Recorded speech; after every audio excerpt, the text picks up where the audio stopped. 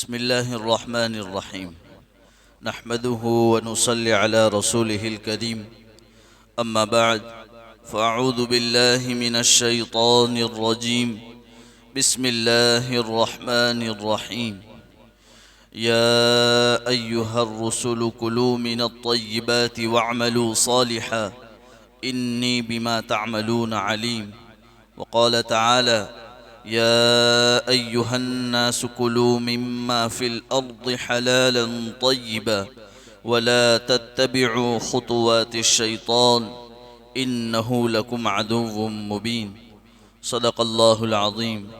قال النبي صلى الله عليه وسلم من أكل طيبا وعمل في سنة وأمن الناس بوائقه دخل الجنة أو كما قال عليه الصلاة والسلام. محترم دوستو، بزرگوں، دینی ایمانی بھائیوں، اللہ رب العزت نے ہم انسانوں کو اپنی نعمتوں سے اور اپنی رحمتوں اور برکتوں سے نوازا ہے. اللہ کی نعمتیں بے شمار ہیں. انہی نعمتوں میں سے اللہ رب العزت نے ہم مسلمانوں کو ایک نعمت رزق حلال کی عطا فرمائی ہے. قرآن کریم میں اللہ فرماتے ہیں یا ایھا الرسل کلوا من الطیبات واعملوا صالحا.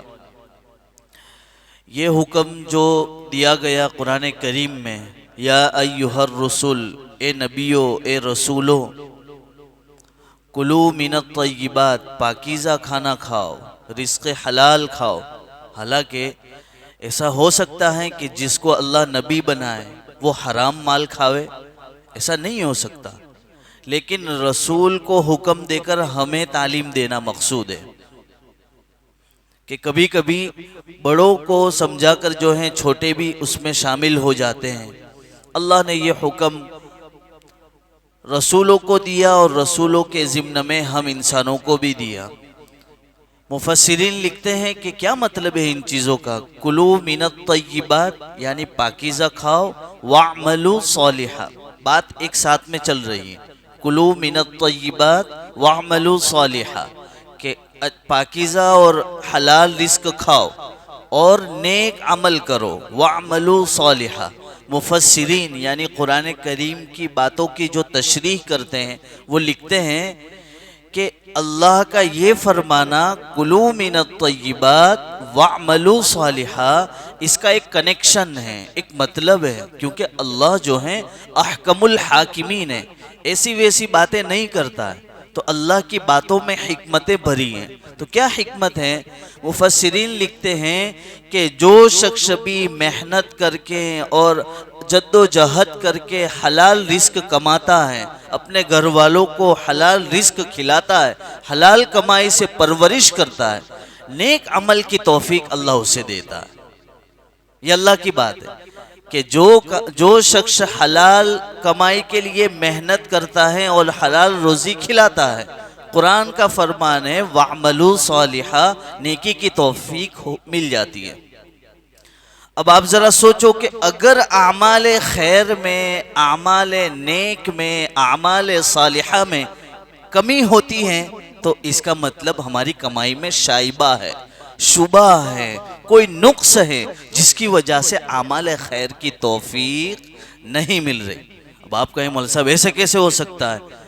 ایک آدمی ہے جو حلال کمائی کر رہا ہے لیکن اس میں جھوٹ کی ملاوٹ ہے تو وہ کمائی جو ہے حرام کی طرف نسبت ہو گئی. ایک آدمی ہے جو کما رہا ہے، صحیح طریقہ ہے، لیکن کسی کو دھوکہ دے رہا ہے، کسی کو جو ہے دھوکے میں ڈال رہا ہے تو اس کی کمائی میں خرابی آ گئی. اور یہی چیز اعمال خیر، اعمال صالحہ اللہ کی طرف رغبت دلانے میں کمی دلاتے، اس سے دور کر دیتے. تو ایک بات سمجھ میں آئی، دیکھو ایک مثال سے سمجھو. ایک گاڑی ہے جو پیٹرول والی ہے، اس کا انجن پیٹرول کے لیے بنا ہے. اب آپ بتاؤ، ایک کے پاس سپلینڈر ہے یا یونیکارن ہے یا 4 ویل گاڑی ہے، وہ پیٹرول والی ہے. اب آپ کہیں کہ اس کا پیٹ جو بنا ہے، ٹنکی جو بنی ہے، اس میں ڈیزل ڈالوں گا، اس میں سی این جی ڈالوں گا، تو ایک سیدھی سی بات ہے کہ وہ انجن جب پیٹرول کے لیے بنا ہے، اس کے اندر ڈیزل ڈالو گے یا دوسرا کوئی آپ چیز اس میں ڈالو گے تو اس کی وجہ سے وہ گاڑی چلنے والی ہے؟ نہیں چلے گی، خرابی پیدا کرے گی اور انجن کو خراب کر دے گی، خرچے میں پڑ جاوے، مصیبت میں پڑے گا۔ اللہ نے یہ ہمارا پیٹ جو بنایا ہے یہ اعمال خیر کا ذریعہ ہے، حلال کمائی یہ ہماری ٹنکی ہے، اس کو جو ہم حلال رزق پہنچاویں گے اس کی وجہ سے اعمال خیر ہوں گے۔ جس طرح ایک بائک ہے، ایک فور ویل ہے، اس کے اندر اس کی سروس ہو، اس کو وقت پر جو ہے صاف ستھرائی ہو تو وہ ہمیں موقع موقع سے کام دیتی ہے اور کہیں بند نہیں پڑتی ہے۔ اسی طرح اعمال خیر، حلال رزق جب ہمارے پیٹ میں جاتا ہے، حلال کمائی ہوتی ہے تو نماز بند نہیں ہوتی، ذکر تلاوت بند نہیں ہوتا، کسی کے حقوق نہیں دبائے جاتے ہیں۔ کیوں؟ اس لیے کہ اس کو معلوم ہے اس ٹنکی کے اندر اچھا مال پڑا ہے، خراب مال نہیں گیا ہے، دھوکہ نہیں گیا ہے، جھوٹ نہیں گیا ہے، کذب نہیں گیا ہے، جس کی وجہ سے اعمال خیر وجود میں آتے ہیں، لوگوں کے لیے بھلائی کا سامان مہیا کرتا ہے۔ تو یہ چیز ہے کہ جب ایک گاڑی جو دنیاوی ضرورتیں ہیں اس کے اندر ہم دو نمبری کرتے ہیں تو وہ ہمیں ہمارے ساتھ دو نمبری کرتی ہیں، تو جب ہم اپنے جسم کے ساتھ، اللہ فرماتے ہیں وَلَا تَقْتُلُوا أَنفُسَكُمْ، اپنی جانوں کو ہلاکت میں نہ ڈالو، قتل نہ کرو۔ کیا مطلب ہے؟ اپنے آپ کو کون قتل کرتا ہے؟ کسی کو دھوکہ دے کر، کسی کے ساتھ غلط کر کے اپنے آپ پر ہلاکت۔ کیوں؟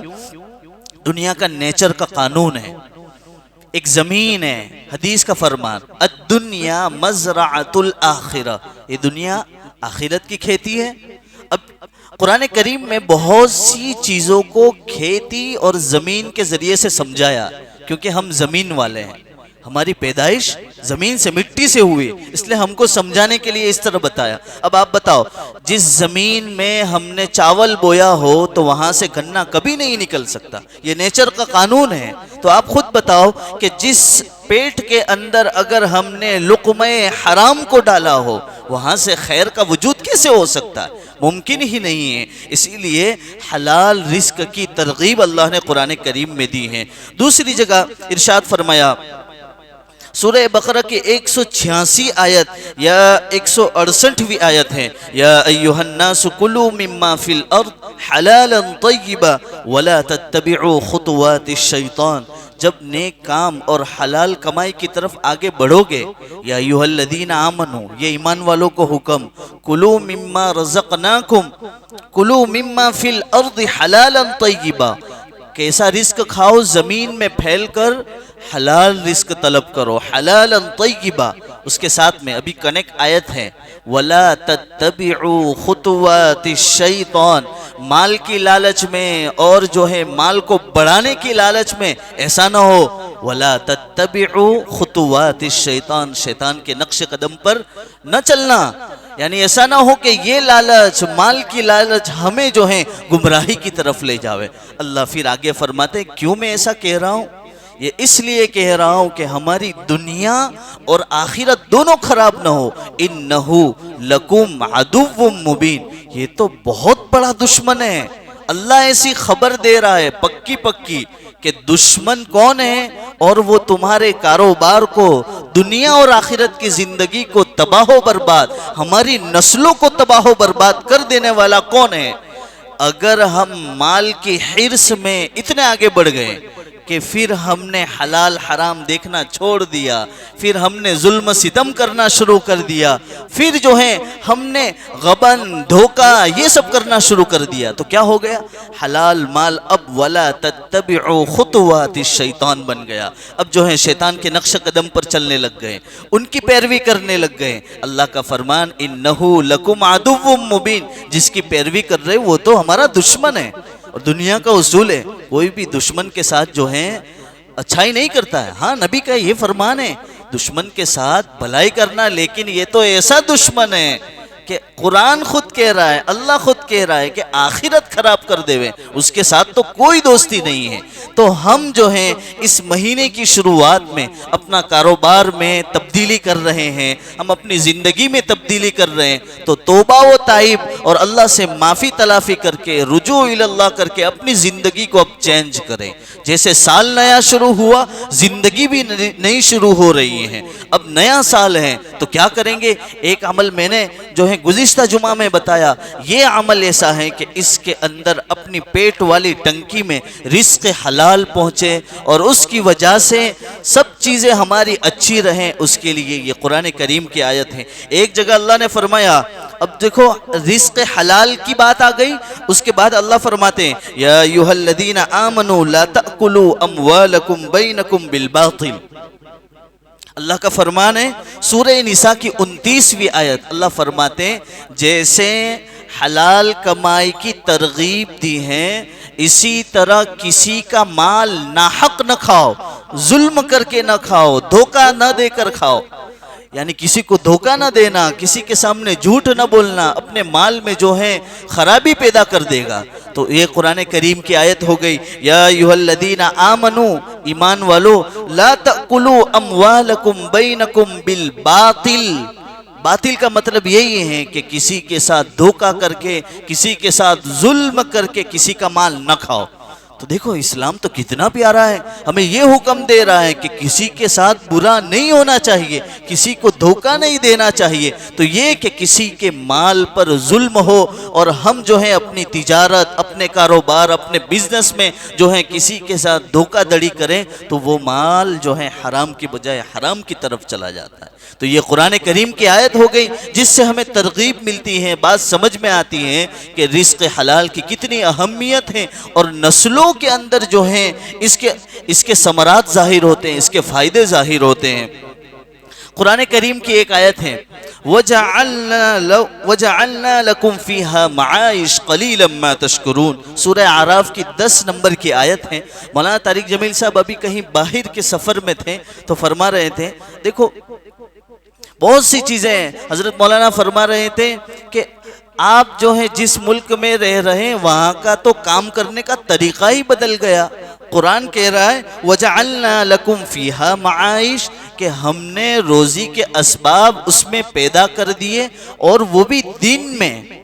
اسی لیے 30ویں پارے میں سورہ نبا میں 11ویں آیت ہے وَجَعَلْنَا النَّهَارَ مَعَاشًا، کہ اللہ نے دن کو کمانے کے لیے بنایا، ہم نے اس کا الٹا کر دیا۔ مولانا باہر کے ملک میں کہہ رہا، ہمارے یہاں تو بہت کم ایسا ہوتا ہے، لیکن باہر کے ملک میں اور بعض جگہ ہوتا ہو، میں نے کہہ رہا کہ یہ کام فرض ہے کہ دن میں ہی کریں، لیکن اللہ نے دن کو کمانے کے لیے اور رات کو آرام کے لیے جو ہے مقرر کیا ہے، اور یہ ٹھیک بات ہے۔ آپ دیکھو، آپ مولانا طارق جمیل صاحب فرماتے ہیں کہ رات کے 4 گھنٹے کی نیند دن کے 12 گھنٹے آپ سوئیں تب بھی جو ہے اس کو پورا نہیں کرتی۔ ایک آدمی رات کو صرف 3 گھنٹے 12 بجے سے 3 بجے تک 4 بجے تک سوئے تو وہ نیند اتنا احاطہ کر لیتی ہے اور اس کو پورا کرتی ہے جتنا کہ دن میں ایک آدمی 12 گھنٹے سوئے تب بھی اس نیند کا مقابلہ نہیں کر سکتی۔ تو یہ چیز ہے، اللہ نے نیچرل ایک قانون بنایا ہے، اس کے خلاف جاتے ہیں، پھر جو ہے پریشانی اور جو ہے تکلیف جو ہے ہمارے اوپر آتی ہے۔ تو یہ بات ہے کہ اس پر بھی ہماری توجہ ہو۔ حدیث شریف میں ہے، مستدرک حاکم کی روایت ہے، من اکل طیبا وعمل فی سنت وامن الناس بوائقہ دخل الجنہ۔ دیکھو اللہ کے نبی صلی اللہ علیہ وسلم چھوٹی موٹی بات نہیں کرتے تھے، تو ہم بھی جنتی آدمی ہیں تو چھوٹے لیول کی بات ہمارے اوپر ہضم ہی نہیں ہوتی ہے، ہم بھی سیدھے سیدھے جنت کی بات کرتے ہیں، کیونکہ جنت والے ہمارا ٹھکانہ جنت ہے اور اللہ سے امید ہے کہ جو ہے ہمیں اپنے ایمان کی بدولت ہم انشاءاللہ جنت میں داخل ہوں گے۔ اللہ کے نبی صلی اللہ علیہ وسلم کا فرمان، 3 کام کر لو، 3 کام کر لو جنت میں داخل ہو جاؤ گے۔ سب سے پہلا عمل ہے، اور اللہ کے نبی نے بشارت سنائی کہ رزق حلال کی تلاش میں رہنا، حلال روزی کی تلاش میں رہنا، یہ پہلا کام۔ دوسرا کام، میری سنت جو ہے، کلمہ پڑھا ہے لا الہ الا اللہ، اس کا دوسرا ٹکڑا کیا ہے؟ محمد الرسول اللہ، میری سنت پر عمل کرتے رہنا۔ دوسرا کام، تیسرا کام، کسی کو تکلیف نہ پہنچانا۔ یہ 3 کام کر لیے انشاءاللہ دنیا اور آخرت دونوں جنت بن جاوے۔ کسی کا ہم تکلیف ہی نہ پہنچاوے تو ہماری آخرت اور دنیا دونوں سنور سکتی ہیں۔ تو یہ 3 کام کر لے۔ ترمذی شریف میں حضرت ابو برزہ اسلمی رضی اللہ تعالیٰ عنہ فرماتے ہیں کہ قیامت کا میدان قائم ہوگا اور اس وقت میں کوئی بھی انسان ایک قدم آگے پیچھے نہیں ہٹا سکتا جب تک کہ 5 سوال کے جواب نہ دے دیویں۔ یعنی اللہ یہ حساب کتاب کرے گا۔ دیکھو، بے لگام اگر ہم رہیں گے تو جو ہے ہم بھٹک جاویں گے، گمراہ ہو جاویں گے۔ ہمارے اوپر اللہ کے حکم کی لگام اور نبی کی غلامی ہے، اور یہ اللہ کا شکر ہے جس کی وجہ سے ہم کنٹرول میں۔ آپ دیکھو، جہاں پر آدمی کام کرنے والا ہو، کوئی نگران نہ ہو، CCTV کیمرہ نہ ہو، تو جو ہے کام میں گڑبڑی کرتا ہے۔ اور اگر اس کو یہ معلوم ہو مالک یوم الدین، روز حساب کا مالک ہے، وہ حساب لے گا، تو پھر اس کے دماغ میں، اس کے دل کے اندر یہ خیال ہمیشہ جو ہے متعین رہتا ہے اور پیوست رہتا ہے کہ مجھے اللہ کو جواب دینا۔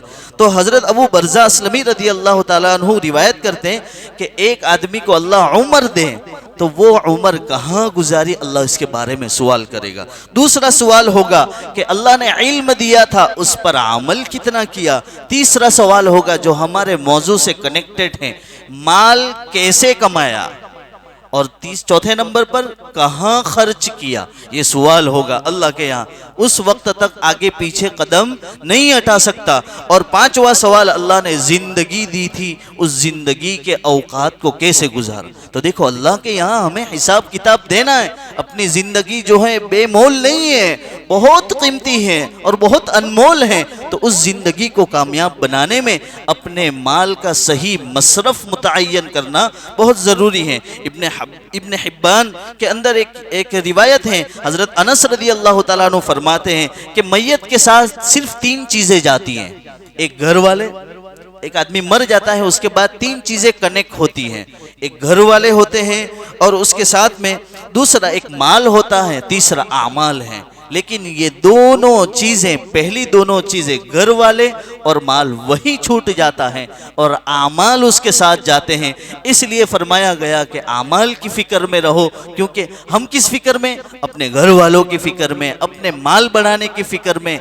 نہ کرنا ایسا نہیں کہہ رہا ہوں، لیکن فکر کرنی ہے، اتنے آگے نہ بڑھ جاؤ کہ پھر جو ہے یہ ہمارے ساتھ آنے والا نہیں، وراثت میں دوسروں کے لیے چھوڑ دیں گے۔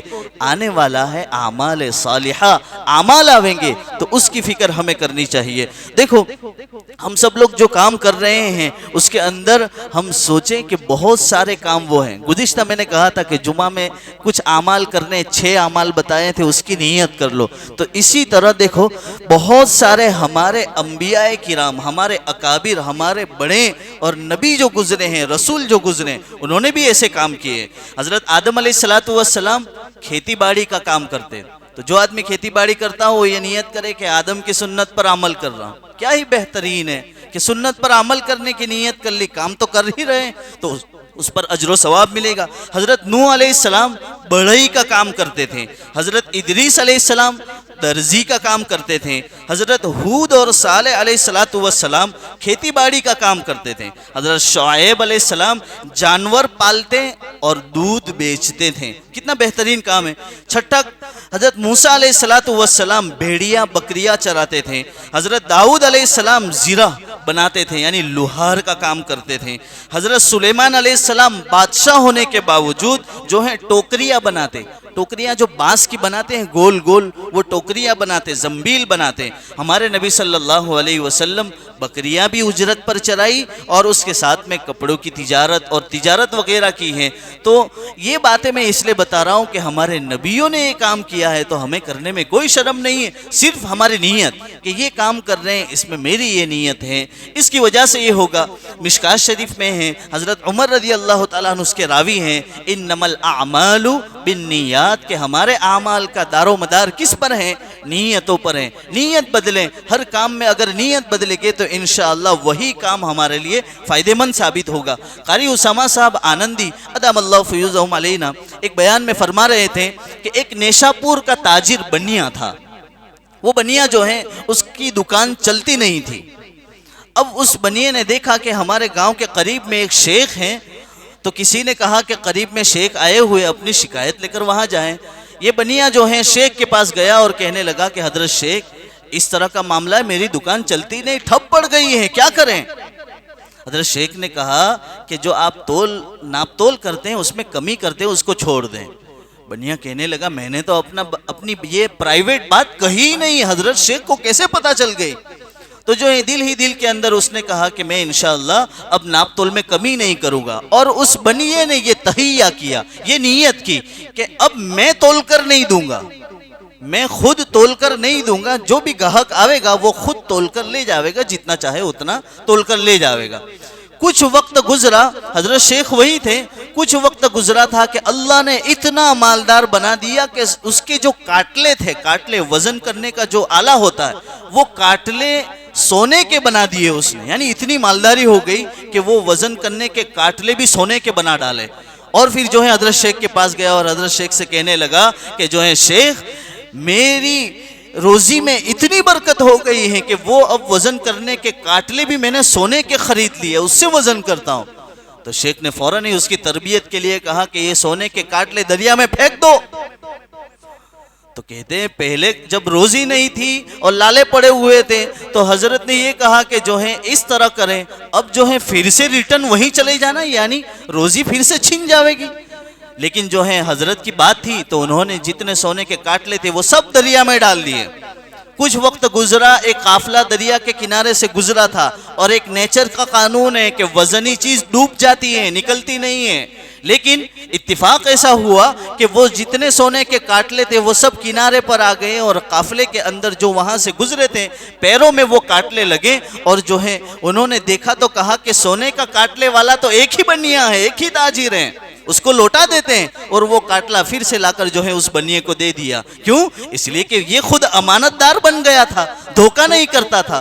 تو یہی چیز پھر جب کاٹلے واپس آ گئے تو اس نے کہا، حضرت شیخ کے پاس گئے اور شیخ سے کہا کہ حضرت جو ہے میں نے تو دریا میں آپ کے حکم سے ڈال دیا تھا، لیکن جو ہے یہ تو واپس لے کر آ گئے۔ تو حضرت شیخ نے کہا کہ جس کی حلال کمائی ہو اس کا مال کبھی نہیں ڈوبتا ہے، اور جس کی حرام کمائی ہو وہ حفاظت سے رکھنے کے باوجود بھی چھین لیا جاتا ہے۔ تو یہ ہے کہ اللہ کا قانون ہے کہ حلال کبھی خراب نہیں ہوتا، حلال کبھی بھی نقصان نہیں دیتا، اور حرام جو ہوتا ہے وہ بھلے ہی ظاہر میں کتنا ہی اچھا دکھائی دے لیکن اس کے باوجود بھی بڑے بڑے فتنوں کا سبب، بیماریوں کا سبب بنتا ہے اور مشکل کا سبب بنتا ہے۔ تو پوری بات کا خلاصہ یہ ہے کہ ہم رزق حلال کی طرف جو ہے اپنے آپ کو آگے بڑھاویں، دھوکہ دڑی نہ کریں، جھوٹ نہ بولیں، اور ایسی کوئی بات جس سے اپنے مال میں خرابی آوے، اپنی دنیا اور آخرت بگڑے، ایسے کاموں سے اپنے آپ کو بچائیں اور حرام سے اپنے آپ کو بچائیں اور حلال کی طرف آگے بڑھیں۔ اللہ رب العزت مجھے آپ کو کہنے سننے سے زیادہ عمل کی توفیق عطا فرماوے۔ وآخر دعوانا الحمد۔